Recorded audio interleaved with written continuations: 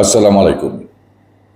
Iran আর আমেরিকার যুদ্ধ কি থেমে গেছে, নাকি আমেরিকা পিছনে হেঁটে যাচ্ছে, নাকি আমেরিকা ভয় পাচ্ছে, নাকি ইরান আর আমেরিকা কোনো সমঝোতার মধ্যে যাচ্ছে, কোনো চুক্তিতে যাচ্ছে?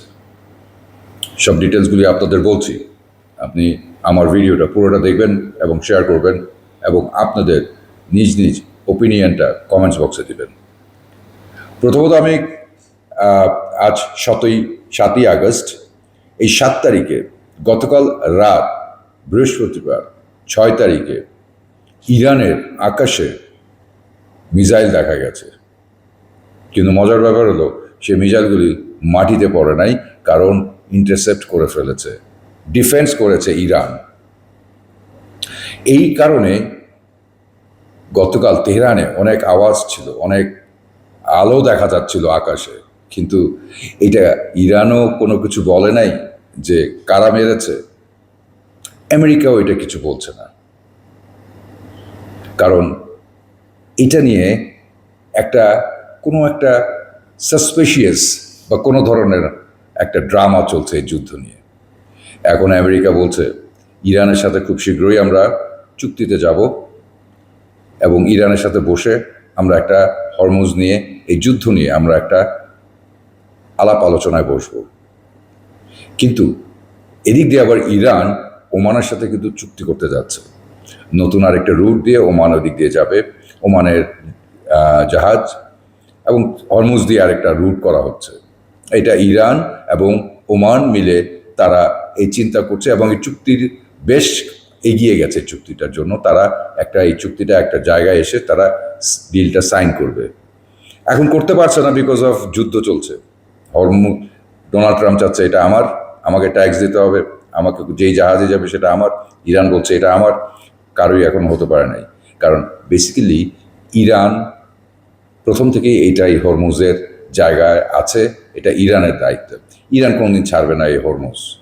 এদিক দিয়ে মোস্তফা খামেনি কিন্তু বলে দিয়েছে যে ইরানের সাথে যেই চুক্তি হোক, পারমাণবিক এই পারমাণবিক যেই আমরা বানাই, সেটা নিয়ে আমরা কোনো ধরনের চুক্তিতে আমরা যাব না আমেরিকার সাথে, সোজা কথা জানিয়ে দিয়েছে।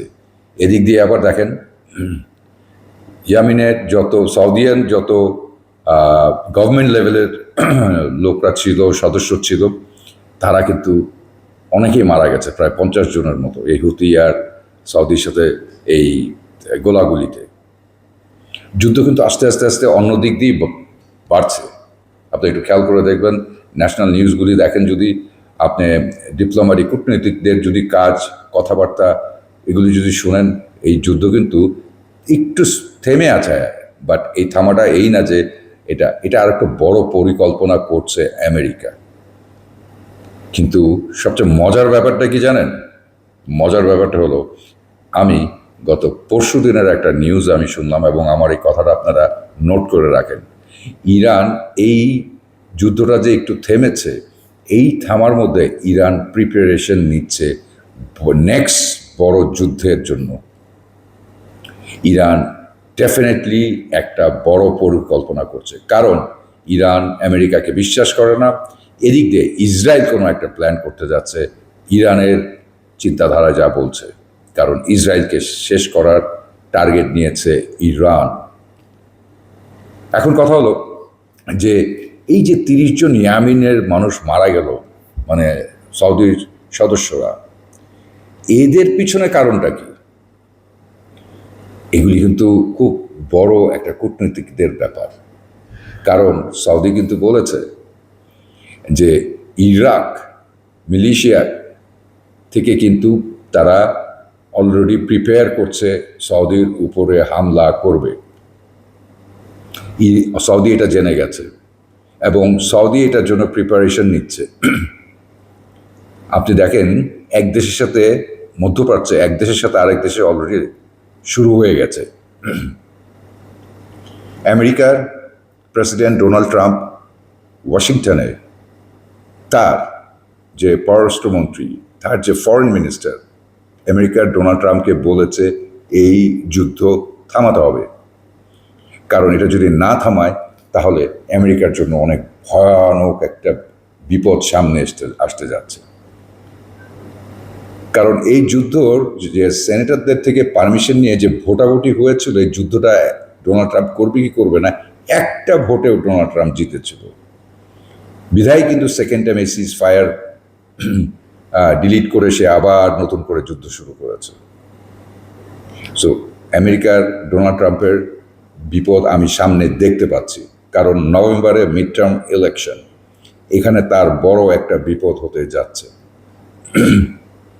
আমেরিকা আমি শিওর বান্দার আব্বাস অ্যান্ড কাশেম আইল্যান্ডে এক্সকিউজ মি, তারা গতকাল রাতে মিসাইল মেরেছিল, যেটা আমি বলেছি একটু আগেই, সেখানে কিন্তু ইন্টারসেপ্ট করে ফেলেছে Iran. Khamenei already Mostafa Khamenei বলে দিয়েছে যে কোনো ধরনের পারমাণবিকের সাথে আমেরিকার সাথে কোনো ধরনের চুক্তি আমরা করব না। বাট আসলে কি যুদ্ধটা কি থেমে আছে, নাকি ডোনাল্ড ট্রাম্প পিছের দিকে হাঁটছে, এই যুদ্ধ যেন বন্ধ হয়ে যায়? সুপার পাওয়ার আমেরিকা আমরা বলে থাকি, সুপার পাওয়ার ওয়েপেন দিয়ে আমরা বলে থাকি। এই আমেরিকা কি এখনো সুপার পাওয়ার আছে? প্রশ্ন রাখলাম আপনাদের কাছে। কারণ এই সুপার পাওয়ারই যদি থাকে, তাহলে আমেরিকা এখন আস্তে আস্তে মাটির দিকে কেন নামছে? মাটির দিকে মিনস আস্তে আস্তে ঠান্ডা হয়ে যাচ্ছে কেন? এই ডোনাল্ড ট্রাম্প সুপার পাওয়ার একটা দেশ বলে ক্লেম করতো সবসময়। আমরা সবসময় জানতাম আমেরিকার কাছে অত্যাধুনিক বম আছে, অত্যাধুনিক ফাইটার জেট আছে, অত্যাধুনিক ড্রোন, মিসাইল, নিউক্লিয়ার। কই? সবসময় মনে রাখবেন যে রংবাজি করে পাওয়ারে থাকা যায় না। রংবাজি করে আপনার রাস্তাঘাটের মাস্তানরাও পাওয়ারে বেশি দিন থাকতে পারে না।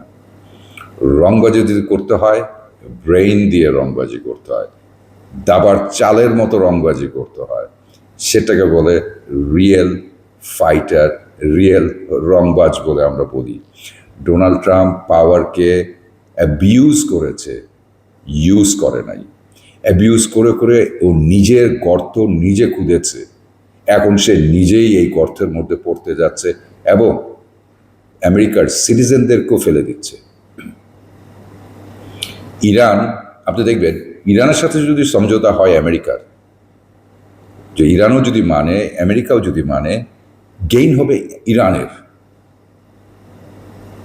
ইরান কিন্তু ওই স্ট্র্যাটেজি প্ল্যান করে আগাচ্ছে। সো আমি আজকে আমার এই ছোট ছোট ছোট কয়েকটা দেশের ব্রেকিং নিউজ আপনাদের দিয়ে দিলাম। আপনারা এটাকে একটু দেখে নেন যে আসলে এটা কতদূর সত্যি, এবং আমি জানি আপনারা আরও জানতে পারবেন খবরগুলো, বাট আমি এই ইনফরমেশনগুলি আপনাদের কাছে দিয়ে গেলাম। বাট আমি জানি আগামী 2-1 দিন একটু শান্ত থাকবে এই যুদ্ধটা, বাট কিছু একটা পরিকল্পনা করতে যাচ্ছে ইরান আমেরিকা, এবং সবাই বলছে একটা শান্তির চুক্তি। হয়তো শান্তির চুক্তি হোক, আমরাও চাই, সবাই চাই এই যুদ্ধটা থেমে যাক, এই যুদ্ধ যাতে কন্টিনিউ না হয়। কেন আমার কাছে কেন জানি মনে হচ্ছে বড় একটা ব্লাস্টিং কিছু হতে যাচ্ছে, এটাই আমার ভয়। আর যদি হয় তাহলে কি হবে? মধ্যপ্রাচ্যের এই দেশের America, Iran, Bahrain, Kuwait, Saudi Arab, Jordan, Qatar, যত মধ্যপ্রাচ্যের গালফ কান্ট্রিগুলো আছে, মিডল ইস্ট, সবাই ক্রাইসিসে পড়বে। জাহাজে মাল আসবে না, জাহাজে মাল দিতে পারবে না। আমরা এই এশিয়া সাইডে যারা আছি, আমরা সবাই একটা ইকোনমিক একটা বড় ধাক্কা খাবো। আমরা এখন কিন্তু আপনার বাংলাদেশে আপনি একটু দেখেন, একটু যদি খেয়াল করে দেখেন, আস্তে আস্তে কিন্তু আমরা একটা টাইটের জায়গায় পড়তে যাচ্ছি। আমি ইকোনমিক নিয়ে কথা বলছি, I am not talking about politics. আমি ইকোনমিক নিয়ে কথা বলছি, এই যুদ্ধের রেসটা নিয়ে কথা বলছি। এই যুদ্ধের রেস যে কীভাবে অন্য অন্য দেশে ছড়াচ্ছে। দেখেন মালয়েশিয়ার প্রধানমন্ত্রী কত বড় গার্ডস নিয়ে সে একটা কাজ করেছে। ইসরায়েলে মালয়েশিয়ার প্রেসিডেন্ট ইসরায়েলি যত আছে মালয়েশিয়াতে, তাদের দেশ থেকে চলে যেতে বলেছে। সেকেন্ড হোম নিয়ে যারা আছে তাদেরও ছেড়ে দিতে বলেছে মালয়েশিয়া। এইটা আবার ডোনাল্ড ট্রাম্পের কানে যায়। ডোনাল্ড ট্রাম্প তখন তাদের কূটনীতিক দিয়ে মালয়েশিয়ার প্রেসিডেন্টকে বলে, তোমরা যদি কোনো ধরনের এই ধরনের ডিসিশন নাও, মালয়েশিয়ার প্রধানমন্ত্রীকে বলা হয়েছে, তাহলে তোমাদের সাথে কোনো সম্পর্ক থাকবে না এবং তোমাদের যা যা কাজ আছে সেগুলি ফ্রিজ হয়ে যাবে। মালয়েশিয়া প্রধানমন্ত্রী বলেছে তুমি যেটা ইচ্ছা করো, যা ইচ্ছা করো, কিন্তু ইসরায়েলি কোনো সিটিজেন আমার মালয়েশিয়ার দেশে থাকতে পারবে না। সুপার ডুপার একটা প্রাইম মিনিস্টার মালয়েশিয়ার, বিকজ সে স্ট্রাগল দেখে আসছে, সে কঠিন পথ পার করে কিন্তু এখানে আসছে। সো তার ডিসিশনটা দেখেন, আমরা আসলে যখন একটা পাওয়ারে বসি, কোনো একটা চেয়ারে বসি, আমরা অতীত অনেকেই ভুলে যাই। আমরা সামনে গিয়ে আছে এই চেয়ারটাকে কীভাবে ধরে রাখতে হবে, সবাই এটা নিয়েই ব্যস্ত থাকি। আমার আশেপাশের সমর্থ যারা আছে, আমাকে যারা লিডার ভাবে, আমাকে যারা পছন্দ করে, তাদের চিন্তা না করে পাওয়ারে বসে সব পাওয়ারের জন্যই এগিয়ে যাচ্ছে। এই দেখেন আস্তে আস্তে কিন্তু আপনি খেয়াল করে দেখেছেন এই যুদ্ধ নিয়ে কিন্তু অনেক অ্যাডভাইজার, আমেরিকার অনেক অ্যাডভাইজার, অনেক আপনার ক্যাবিনেট মেম্বার, অনেকে প্রশাসনের বড় বড় চিফ যারা আছে, যারা যখন ডোনাল্ড ট্রাম্পের সাথে কথা বলতে গেছে এই যুদ্ধ নিয়ে, বুঝাতে গেছে, ঠান্ডা করতে গেছে এটা সম্ভব না, তখনই সে তাদেরকে পদত্যাগ করতে বাধ্য করেছে। তাদের ইম্পর্ট্যান্ট রোল থেকে সাধারণ রোলে দিয়ে দিয়েছে, কাউকে বের করে দিয়েছে, কাউকে আমরা যেটাকে বলি ওএসডি করে দিয়েছে, যেমন খাগড়াছড়িতে পাঠিয়ে দেয়, এই ধরনের ব্যাপার ডোনাল্ড ট্রাম্প করেছে। এখন ডোনাল্ড ট্রাম্প এসে রিয়েলাইজ করছে যে আমার যে ডিসিশনগুলি নিয়েছিলাম সেই ডিসিশন আসলে ভুল ডিসিশন। সে দেখতে পাচ্ছে, সে বুঝতে পারছে চলার পথে এখন ডোনাল্ড ট্রাম্পের ইগো ক্রাশ হয়ে যাচ্ছে। ভেরি ইগোয়েস্টিক পারসন কিন্তু ডোনাল্ড ট্রাম্প, ওর গুলি সব ক্রাশ হয়ে যাচ্ছে। দেখেন না আমেরিকার সিটিজেন, অন্য দেশের সিটিজেন আমেরিকার সিটিজেন হয়েছে, তাদের আইস ধরে ধরে কীভাবে পাঠাচ্ছে, স্টুডেন্টদের পড়াশোনা বন্ধ হয়ে যাচ্ছে, ভবিষ্যৎ নষ্ট করে দিচ্ছে। আপনি কি মনে করেন আল্লাহ দেরি করে অনেক কিছু পানিশমেন্ট দেওয়ার, কিন্তু বুঝে শুনে ঠিক সময় পানিশমেন্ট দেয়। সবসময় মনে রাখবেন উপরে একজন আছে, সব কিছু বসে দেখছে, সময় মতো সবাইকে অ্যাওয়ার্ড দেয়, রিওয়ার্ড দেয়, পানিশমেন্টও দেয়। ভালো থাকবেন সবাই এবং আমার জন্য দোয়া করবেন এবং আপনাদের জন্য দোয়া রইল। টাটা।